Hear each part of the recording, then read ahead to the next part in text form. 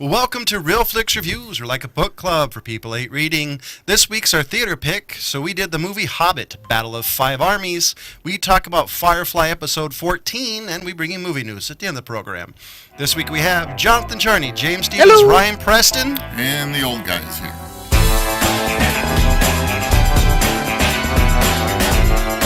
So who has the description of this movie? Brian does. I do? Shit. Bilbo and a company are forced to engage in a war against an array of combatants and keep the lonely mountain from falling into the hands of a rising darkness. The first thing I want to say about this movie, at least the CGI was not as bad as the last one. Yeah. It's the one thing that I was trying to put out of my mind was how incredibly terrible and cartoony it got for the second one.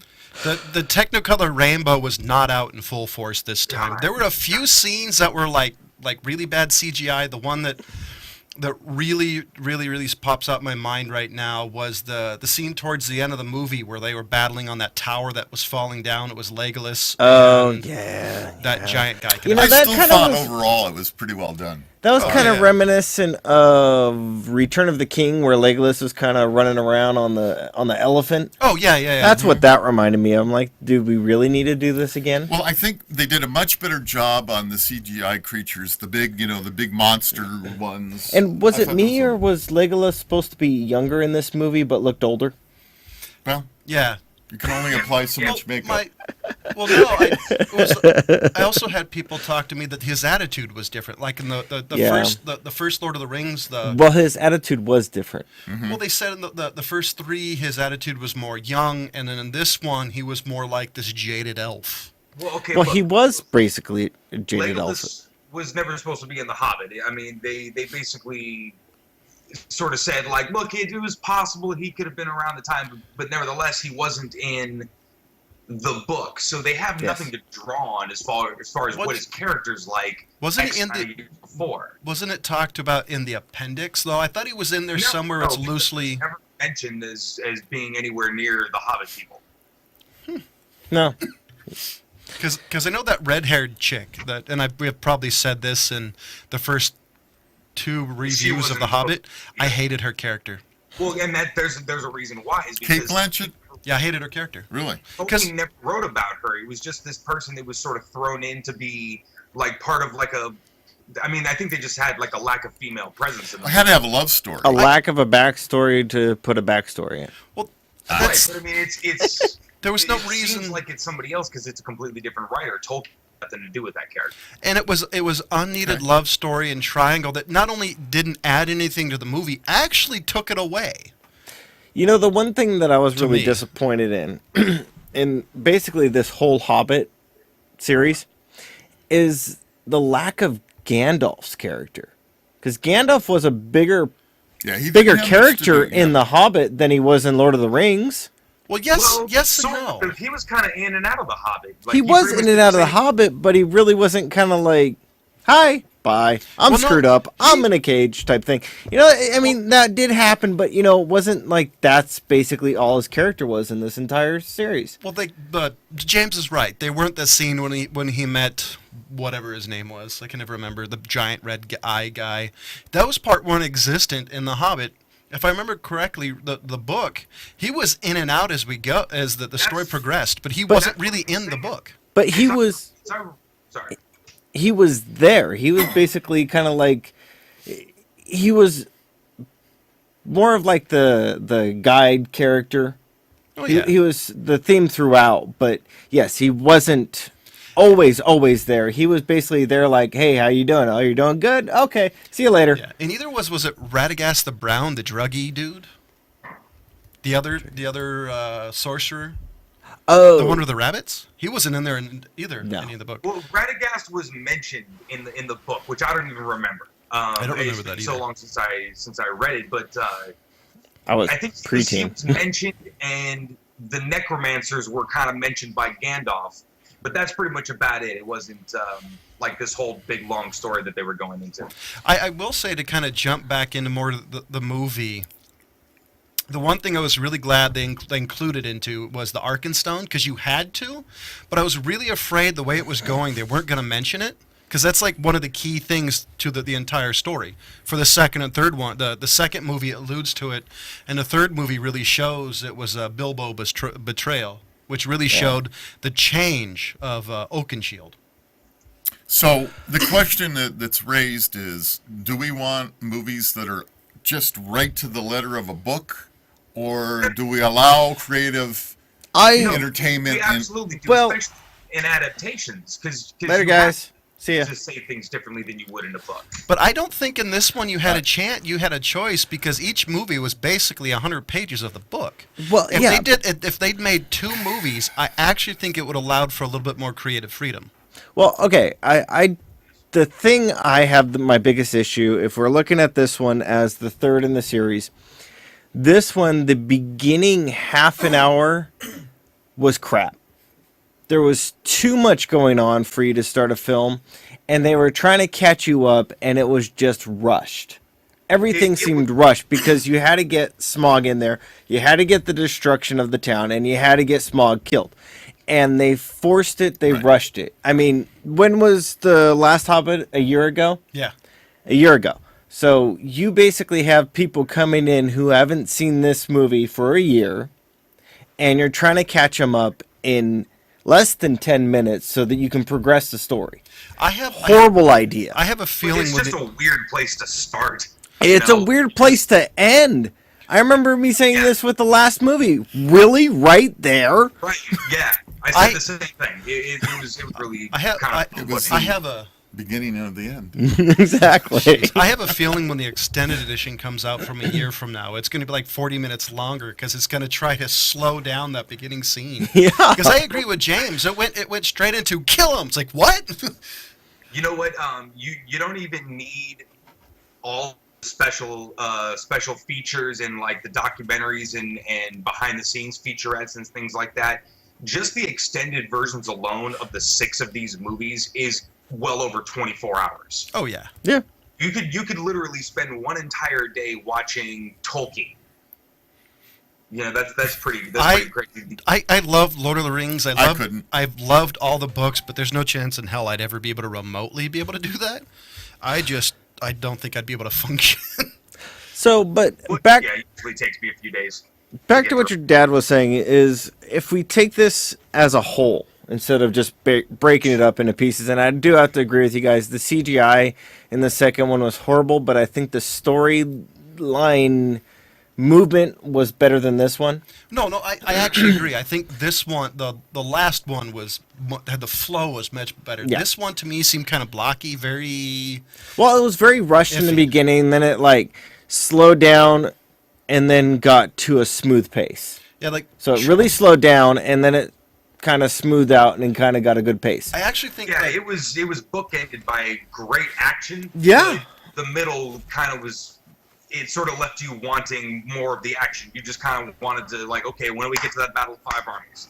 Yeah. I actually think the worst offender of that whole scene was when they were holed up in the mountain and Oakenshield wouldn't come out. That whole scene with that weird Scottish, Irish dwarf kind of just really slowed it down. I mean, it was humorous, but that whole scene was just kind of, come on, let's start going. I know what happens here. Yeah. So, but if we take this thing as a whole, I think the whole thing was mediocre. If I had to pick a word, I would say, to be honest, I would say unneeded rushed. Because I just think with having 3 films, I think they had to rush certain aspects of it, and it feels really unfinished, and parts really felt unneeded. it feels like a really poor driver.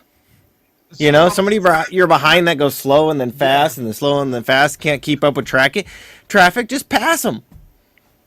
That's what I think of this movie, the whole thing. I read the book. I'm kind of torn as far as how to kind of judge it, because one, The Hobbit was really meant to be kind of a children's story. Like, that's why it's sort of like whimsical and everything was really colorful. And I think Tolkien himself was fairly whimsical. There's a lot of whimsicalness in The Lord of the Rings. was almost like this precursor to sort of like the slightly older children to kind of get into this world, and then Lord of the Rings like hits you over the head with the crazy epic. But The Hobbit was kind of a children's story, and so looking at it like that, they definitely brought it into the realm of what we know as the Lord of the Rings trilogy, which is kind of hard. When in the book, you know, the dwarves, I think, are described as having like blue beards and crazy yellow caps. They look more like garden gnomes.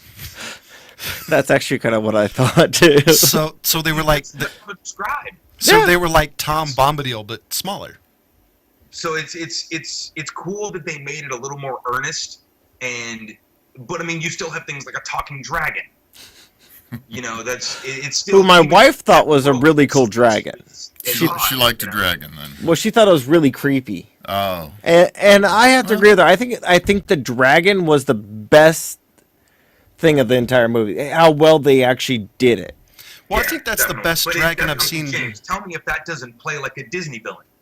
Yeah, you are right. Well, you are right. Well, most movies that I can remember who've been like box office movies, the dragons are always kind of iffy. Was it? There was one that came out years ago, like Dragon Heart.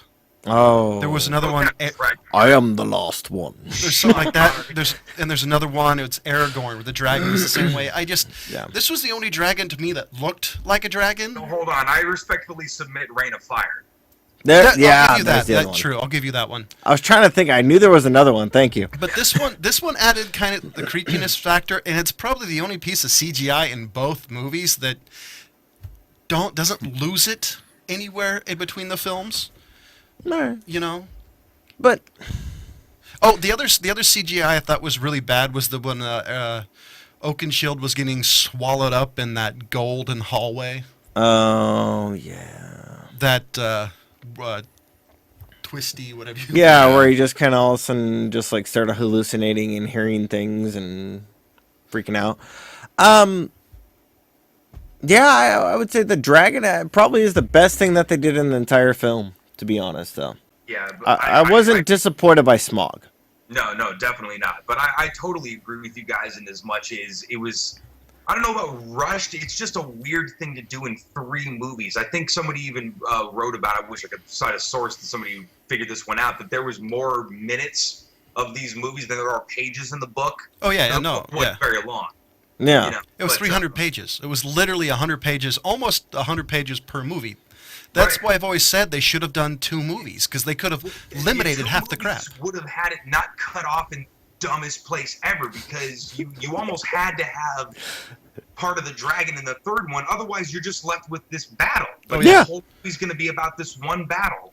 And they could have skipped the whole scene where that thing was chasing everybody. You And know, they could the have skipped the whole Radagast part. Yeah, you know yeah, what I yeah. mean? Like that was sort of just this flight of fancy. and you there know? was what was that one-armed dude?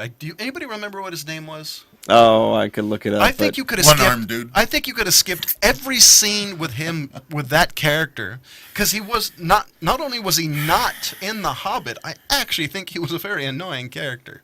You know, if we're going to talk about some positive things now, since we beat it up pretty good, Kinda what for we me, which I thought was really cool, were the armies and the way Yeah. when Yeah. the elf army was there, the way they were all lined up and everything. I thought that was kind of cool. That's always been a strong suit of Peter Jackson. If you looked at Fellowship of the Rings, The Two Towers, Return of the King, Yeah. every scene where there was that mass army scene was very well done. really cool.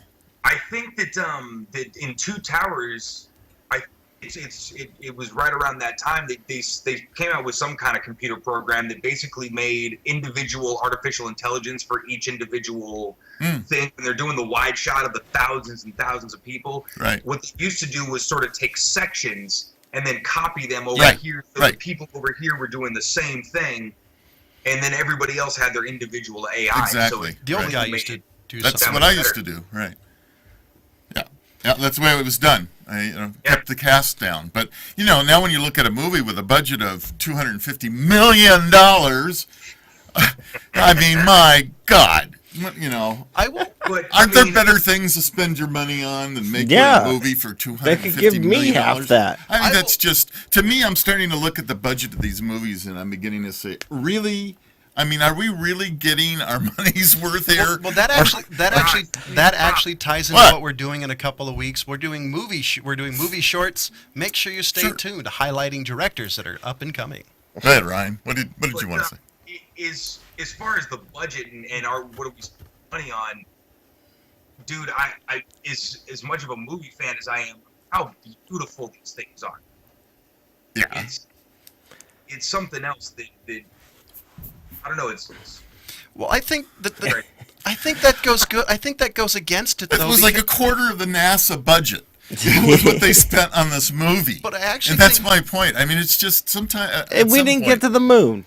Well, I actually think and it sucked. There was no dragons. So I actually think the beauty of the movies can go against it, because if, like, the second one, where it looks beautiful but it looks like a Technicolor rainbow, I think it actually takes you out of the movie a little. Where back in the 80s and earlier, we had some of the scratchy, maybe not the best sets. You were more focused on the story, the character development, instead of missing everything and realizing, hey, that guy looks like a Crayola marker, but again, this is not the epic that is Lord of the Rings, where everything is sort of kind of like folded on top of itself. It's the Hobbit. It's kind of a simpler story, again, for children. So they're trying to elevate that material into something that Lord of the Rings fans still want to see. And I think, number two, they were trying to reach back to the children point of view a little bit, like, hey, look at these fun things. No, I don't disagree. I mean, overall, I really liked. Then it's even worse. They spent $250 million on a children's movie. Overall, I actually think I really liked all three movies. I have to give this movie a 3 out of 5. There's still parts that really bugged me. CGI in parts, overall, really liked the story. They had the to me, which were the important parts of the story. The Arkenstone and Oakenshields kind of change of heart. For me, it's a strong 3 to 5, almost a 4 to 5. If Robin and Ryan had did their homework and did the half points, I might actually give it what's of that. But since they've been slacking, I just can't do it. So, some time. James, what do you think?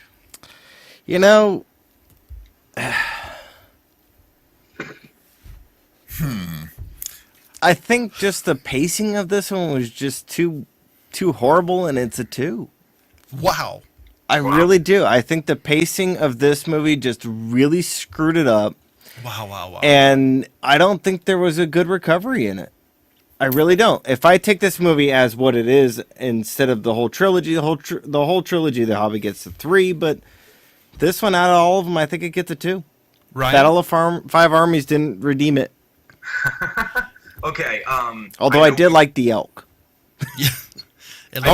His stag was. It looked tasty. Great. Yeah. Ryan? I know we've gotten to this part pretty quick in the show, so I'm going to ramble for a minute because I got a point to make. Not really. When it comes to Star Wars, the preferred way that I watch the series, because it's hard to just watch one without watching all of them. He watches all 7. You do 4, 5, and I'm doing this in the modern day sense. 4, 5, 1, 2, 3, and then 6. Okay, that's the best way to watch the Star Wars epic. Okay, with The Hobbit in general, it should be watch 1.5, and then 2.5 through 3, and then it's all good. You know what I mean? But it is a weird place to cut off number 2, and it is a weird place to start number 3, and the pacing did suffer because of it. But it is a 3, but because I have to judge it with the other 2 movies, If I judge a standalone, it's a 2. Doesn't matter. I'm not even sure I can. Yeah, gosh. So, Rob, I'm doing it the way Peter Jackson put them out. All right. The old guy's up. Well, I think the improvement of the CGI and some of the spectacular sets, I'm going to give it a 3 on that more than anything else. I don't like the pacing of this movie. If our job is to review it and be honest about it, I think most people just go to a movie to see a movie, they're going to like it. They'll be happy with it. If we're going to sit here and tear it apart because it's not to the letter of the books, yeah, okay, it's not Are there some characters in the movie that's not in the books? Yeah, there are. But so what? But for me, it's a 3. And I agree with your entire sentiment, Rob. All the changes I can completely Suck up. well, thank you. The hell with Jonathan. Yeah, exactly. Screw these guys. I will be honest, I'm still not sure how you turn 100 pages into a 3-hour movie. But, they did have to add, and it's always been Peter Jackson's view on Tolkien's work, which is one of the reasons why we should be noted that until Christopher Tolkien, J.R. Tolkien's son, dies, this will be the last Tolkien movie made. Yeah. Because his Tolkien's son has made it clear that he hates Peter Jackson and what Peter Jackson did to his father's works, which is a bummer because is it the Silvermarillion? I don't know how to say it. Silmarillion. There's some amazing stories in there I would love to see. And with that, we're going to switch off to Firefly episode 14, and James, you're up. So, this one, for the series to end on, I just got to say it's a disappointment. Well, Yes. I don't think it was planned to be the series ending. I really don't either. And It leaves a sour taste in your mouth. it really does. Yeah. It really does to have it end on this one. And for those of you who don't know what this one is, they go and pick up a body in the mail, and it turns out to be one of their old buddies from, back in the war, this Back little in the guy day, who was right. supposed to be dead, and when they poke him, he wakes back up, and blah, blah, blah. Shenanigans ensue. You shouldn't have ended it there, Fox. Shut up. I hate you. So this is exactly where, for who's actually followed us through this entire thing, and bless you if you have, And Yeah. your girlfriend. if you felt any kind of vitriol of like, what do you mean there's no more? It's completely perfectly founded. Absolutely. Just because that's what everybody else went through when it was actually on. They're like, what are you talking about? This isn't on. You can't end it here. Yeah. We all felt that same Hence the reason they made Serenity, because I think it was to appease the fans. Outrage. So Yeah, you're right. I mean, take a great. To me, here's the problem. Here's the way I look at it. If you're a science fiction fan, you're willing to forgive certain things, and you really like this because I love science fiction. There's just the whole idea about being out in space, and these guys are kind of space cowboys more or less. And it was a fairly budget sci-fi show too. Yeah, which I liked. and it was cool, and I really like it just because it's something that I like. But for some reason, it doesn't seem to draw enough numbers, when it's on the air, and the money people are saying, I'm sorry, it's not making enough money, we're going to cancel you. There's not enough viewer ratings. You know what really surprises me is Sci-Fi Channel never picked it up. Sci-Fi picked up Stargate SG-1 for additional 5 years. Yeah, they did. You would think they would pick up something that would possibly be the next Star Trek. Dude, back then there was nobody that had really set the precedent for doing, that kind of offbeat sort of programming, because it does have kind of a specific audience for the people who really love the show. Oh no, it does. It totally does. But I actually think this movie had the potential to be the next Star Trek type of thing. This universe was very rich. Just by the 14 episodes. That's the thing. It's a shame when these kinds of shows don't find their footing early enough, when that they would have in season 2, but nobody ever really gave them a chance. Right. Yeah. It sucks when that happens. And with that, make sure you stay tuned for next week, where we discuss I like Jane's hat. All the 14 episodes and Serenity, which is the Firefly movie. And also want to remind everybody we do have a Facebook page. Do you hate us? Do you love us? Is there a genre or a movie you'd like us to do? Let us know. Also, if you want a little pause for the cause, donate a little money to Old Guy Tech TV, please. And that being said, somebody here has to have movie news. So you're up, whoever it is. So That I was waiting a for long the drum to roll. finish. Anyway, Gambit and Assassin's Creed get release dates. Gambit? Gambit. Really? Yes, Gambit. It is to be coming out basically immediately after the X-Men Apocalypse comes out. Like So a who's Gambit playing- standalone? Yeah, Movie? Gambit is doing a standalone movie. Wow. Two questions. That was my That'd be favorite interesting. character. Two questions. Who's playing Gambit, and what exactly is it about? Is it I And heard a rumor about who was playing Gambit, and I don't know if it's true. Channing Tatum is Okay. rumored. Oh, Rumored. Now it's going to be able to pull off a New Orleans accent. Now, see, that's exactly what I said. Now, he's from the South. I think he grew up in like Alabama or something like that. So he's probably, I can't hear any Alabama accent, and that's a thick accent they have over there. It can, But I don't that see is him, supposed to be in October. I'll be honest, I don't see him as Gambit. And then Assassin's I can't Creed. see it. I mean, we've been surprised by actors transforming before. I mean, it is what they do. Oh, no, And no, he has gotten incredible praise for the Foxcatcher movie that I still have yet to see. Oh yeah, no, you're 100% true. There's been actors that have definitely changed it, but I don't know. I'm gonna have to wait and see because right now I can't see him because he sucked out loud in the GI Joe movies. My problem is this character strong enough to base a whole movie on? Oh yeah, Yeah. You think so? at least yeah, one. I mean- At least one movie. Okay. Well, I mean, I'm willing. I hope that the writers do a good job, but I'm a little bit worried that I character's want a them little to do thin. Thieves and Assassins. That's exactly what I was thinking about. If they could do 1 2-hour movie on that. Anyway, so that's October 7th, 2016, and Assassin's Creed is right before Christmas of 2016. Now, which Wait, Assassin's when you Creed? say character? Assassin's Creed, we're not talking about the video game, are we? Yeah. Yeah? Like the video game has a movie? Yes. Yes. Really? Yes. It's been done before. I mean, okay. Why The are movies you? themselves? I mean, how are you gonna? Anybody who's gonna watch that movie has played the video games. Anybody who's played the video games know how great they are.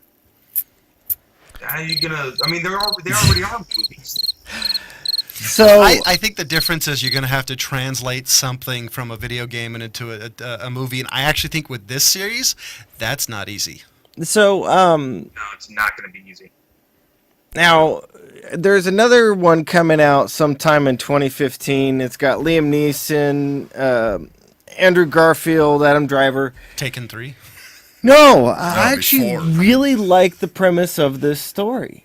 And John would know why. If any of you guys have watched anime, know anything about some of the old anime stories, is one of the things that they bring in a lot of their stories. In the 17th century, there were Jesuit priests who tried to bring Christianity to Japan.